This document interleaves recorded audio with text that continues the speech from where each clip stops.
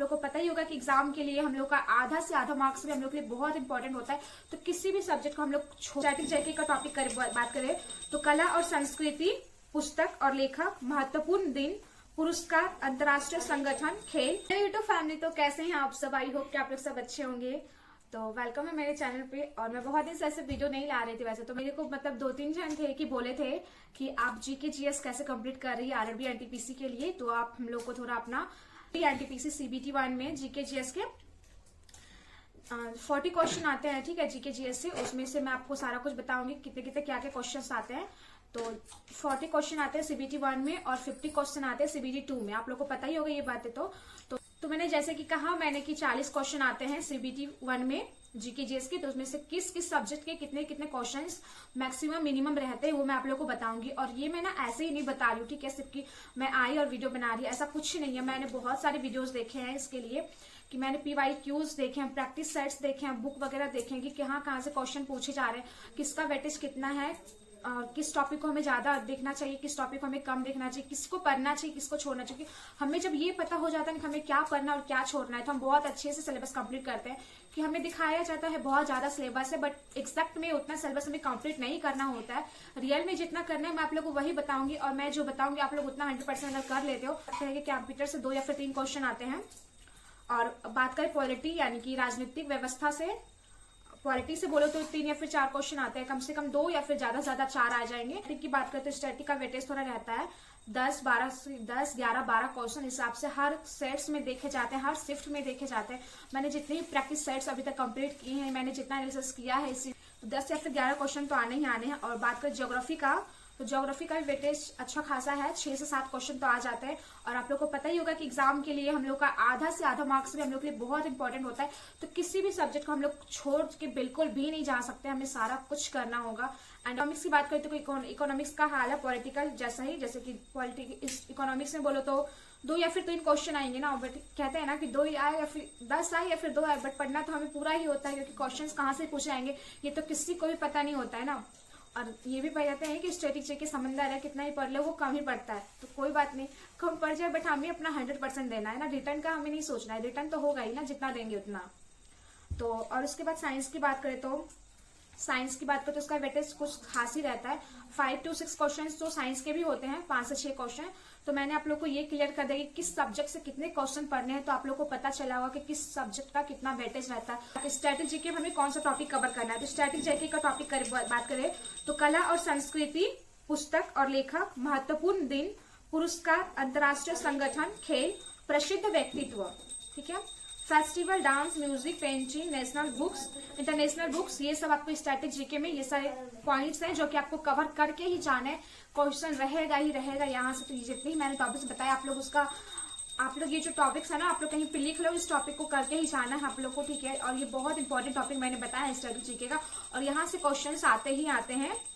तो उसके बाद चलते हैं अब इंडियन इकोनॉमी में कौन से टॉपिक से चांसेस रहते हैं क्वेश्चन पूछने का। और PYQs को देखे तो किस किस टॉपिक से पूछे गए हैं। अगर आप लोग को मेरे बातों यकीन नहीं है तो अब मैंने जो टॉपिक बताया ना, आप PYQs देखो, और देखो इसी टॉपिक से क्वेश्चन पूछे गए हैं। कि मैंने PYQs ही देख के ये आप लोग को बता रहे हैं कि किस किस टॉपिक को कवर करना है, किस किस टॉपिक को कवर नहीं करना है।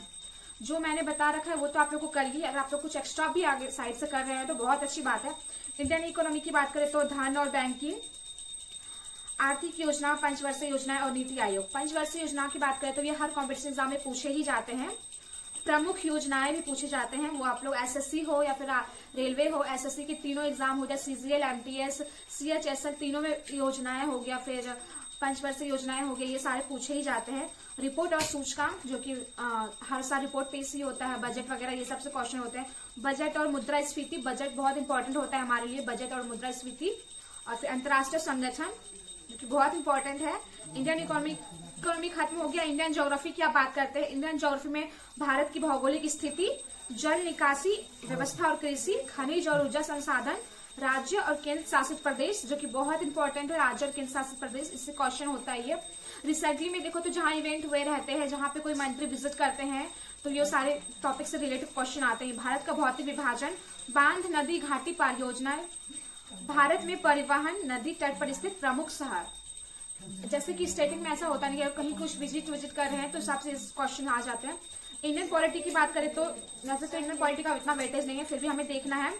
संविधान सभा, भारतीय संविधान के स्रोत, लेख, भाग, अनुसूचियां, मौलिक अधिकार, राज्य की नीति निर्देशांक सिद्धांत, मौलिक कर्तव्य, राष्ट्रपति, संसद, न्यायपालिका, पंचायती राज, संवैधानिक संशोधन, आपातकाल, भारत के अटॉर्नी जनरल, भारत के नियंत्रण एवं महालेख परीक्षक। ये है पॉलिटी, मुझे देखो सही से बोलने तक नहीं आ रहा है, ये सारे हैं। और मैं क्वेश्चंस की बात करें तो मैंने यहाँ पे स्क्रीनशॉट ले रखा है, ठीक है, कि देखो बहुत सारे क्वेश्चंस ऐसे हैं ना जो कि उसी एक ही टॉपिक के क्वेश्चंस, कुछ ऐसे क्वेश्चंस होते हैं ना जो कि हर बार पूछे जा रहे हैं, हर शिफ्ट में पूछे जा रहे हैं, कुछ कुछ इतने इंपॉर्टेंट क्वेश्चन होते हैं। अगर नहीं तो आप लोग दूसरे वीडियो से भी देखना है, ऐसे बहुत सारे क्वेश्चन है जो कि बहुत बार पूछे गए। कोई कोई क्वेश्चन तो ऐसा होता है हर शिफ्ट में हर दिन पूछे जाते हैं, तो बहुत इंपॉर्टेंट होता है खास करके। अब बात करते हैं वर्ल्ड ज्योग्राफी। वर्ल्ड ज्योग्राफी का भी क्वेश्चन हमारे में रहते हैं। तो ब्रह्मांड, पृथ्वी, चट्टान, भूकंप और ज्वालामुखी, हमारे देश में कितने ज्वालामुखी हैं, विदेशों के बारे, ये सारे पूछे जाते हैं। महासागरीय धाराएं, चैनल भी पूछे जाते हैं, आप लोग देखना, ठीक है। प्रमुख पर्वत श्रृंखलाएं, पठार, रेगिस्तान, ये सारे कुछ हैं। प्रमुख शहर, भाषाएं और जनजाति, और विश्व की प्रमुख नदियां। मैं ऐसा नहीं है कि मैं एक वीडियो देख के फिर आप लोग, एक वीडियो मैंने देखा और वो सारी बातें आप लोग से शेयर करी। मैंने 15 वीडियो अभी तक देख चुकी हूँ। मेरे को मतलब एक सप्ताह पहले ही कोई बोले थे कि जीके जिसका आप स्ट्रेटजी लाइए, आप कैसे कर रहे हैं कैसे नहीं कर रहे हैं। तो मैं एक सप्ताह से मैं सिर्फ और सिर्फ वीडियोस देख रही हूँ दूसरे को का, ताकि आप लोग को कुछ गलत इन्फॉर्मेशन ना दे पाऊँ, और मैं जो भी आप लोग को बताऊँ वो आप लोग की लाइफ में, आप लोग के प्रिपरेशन में यूजफुल हो, मतलब मदद हो सके आप लोग का, थोड़ा बहुत जितना मैं कर सकूं उतना। बहुत सारे मैंने वीडियोस देखे, तब मुझे पता चला कि सबका मैंने थोड़ा थोड़ा, जिसका मुझे जो अच्छा लगा मैंने वो अपने पास रखा, और उसके बाद मैं आप लोग को जानकारी दे रही हूँ। मैंने PYQ बहुत कुछ, मैंने एक सप्ताह तक मैंने पहले एनालिसिस किया इस चीज पे कि कैसे क्या करना चाहिए, आप लोग को कैसे क्या बताना चाहिए, उसके बाद मैं ये चीजें बता रही हूँ। तो मैंने सारे सब्जेक्ट की ये तो बता दी कि कौन कौन से टॉपिक आपको पढ़ने हैं। तो आप लोग टॉपिक वजह से लिख लीजिएगा, किसका वेटेज ज्यादा रहेगा किसका नहीं रहेगा। टॉपिक वाइज में मैंने क्वेश्चंस बता ही दिए कि किस किस टॉपिक को आपको कवर करना ही करना है। और आप बात करें पढ़ना कैसे, ठीक है, सारा सब्जेक्ट पढ़े, बाकी का वो आप लोग पढ़िए। जीके जीएस का मैं आपसे बताऊं तो दिन में 2 स्लॉट बनाइए, जीके जीएस का 2 स्लॉट बनाइए, 2-2 घंटा का, ठीक है। एक स्लॉट 2 घंटा का, एक स्लॉट रहेगा 2 घंटा का, तो हो गया 4 घंटा। मैथ रीजनिंग तो हम लोग शुरू से करते आए हैं, तो उसमें कोई दिक्कत नहीं, जिसका है नहीं है वो लोग भी करिए। और जीके जीएस का वेटेज ज्यादा है हमारे एग्जाम में, दोनों सब्जेक्ट से ज्यादा है, तो आप लोग इसमें 4 घंटा तो मिनिमम तो 4 घंटे देने हैं, मैक्सिमम तो आप कितना भी दे दो, पर मिनिमम 4 घंटे तो हमें देने ही है। 2 स्लॉट बनाइए। आप लोग को आप लोग वो टाइम चूज कीजिए ना कि जिस टाइम आपको अच्छे से याद हो पाए क्वेश्चन, आप समझ पाओ। वो टाइमिंग होता है ना एक सबका अच्छा वाला, जिसमें कि हमें बातें याद हो जाती है वैसा। और कैसे पढ़ना है, अगर आप सेल्फ स्टडी करना चाहते हो तो बुक सबसे बेस्ट ऑप्शन है सेल्फ स्टडी के लिए। अगर आपको लगता है कि नहीं मैं सेल्फ स्टडी नहीं कर सकता हूँ, नहीं कर सकती हूँ, तो आप लोग यूट्यूब चैनल से पढ़ सकते हैं। टीचर्स ने तो ऑनलाइन बैच ले सकते हैं, बहुत अच्छे से बैच यूट्यूब पे अवेलेबल है। SSC अड्डा 247 पे, रेलवे अड्डा 247 बहुत अच्छी पढ़ाई होती है, मैं प्रीफर करूंगी। ये दोनों चैनल बहुत अच्छे मेरे को लगते हैं, मैं भी प्रिपरेशन कर रही हूँ यही दोनों चैनल से, और बुक से भी करती हूँ मैं, मतलब सारा सोर्स अपनाती हूँ, जिसमें मुझे ज्यादा अच्छा लगे मैं वहां से कंप्लीट करती हूँ। 2 स्लॉट बनाइएगा, एक स्लॉट रहेगा एक सब्जेक्ट का, एक स्लॉट रहेगा एक सब्जेक्ट का। दिन में 2 सब्जेक्ट हमारे कवर होता है, क्योंकि अगर आप एक सब्जेक्ट को 4 घंटा पढ़ोगे तो उससे बोरियत हो जाती है। तो 2 घंटा एक सब्जेक्ट, 2 घंटा एक सब्जेक्ट, ठीक है, इस हिसाब से आप करिए। मंडे टू फ्राइडे आपको पढ़ना है, मंडे टू फ्राइडे आपको रूटीन के हिसाब से पढ़ना है। और Saturday Sunday most important thing कि सैटरडे संडे आपको पढ़ना नहीं है, ठीक है, मैं बता रही, सुनिए, पढ़ना नहीं है कि हमें संडे और सैटरडे के दिन आराम भी चाहिए होता है।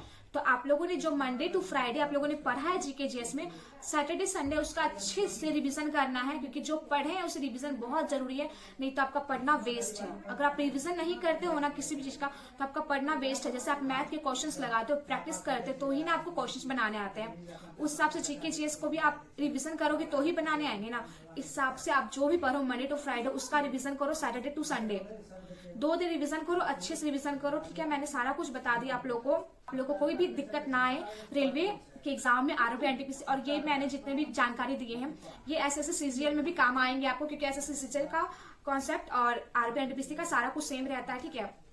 सीजीएल में सिर्फ वही हो जाता है कि आपको इंग्लिश पढ़ना है और मैं थोड़ा ऊपर लेवल का आता है उसमें, बाकी जीके जीएस वगैरह सेम रहता है। तो आप लोग कोई भी कॉम्पिटिशन एग्जाम का तैयारी कर रहे हो तो आप लोग ये स्ट्रेटजी अपना, बहुत अच्छे मार्क्स आएंगे।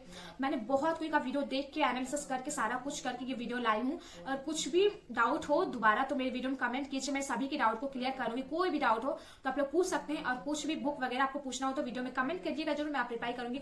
वीडियो पसंद आए हो तो एक लाइक जरूर से जरूर दीजिएगा, और चैनल पे अगर नए हैं तो चैनल को सब्सक्राइब कीजिएगा। मेरी जानकारी कैसे लगी ये भी आप लोग कमेंट बॉक्स में बता सकते हैं, अपने राय रख सकते हैं। तो थैंक्स फॉर वॉचिंग।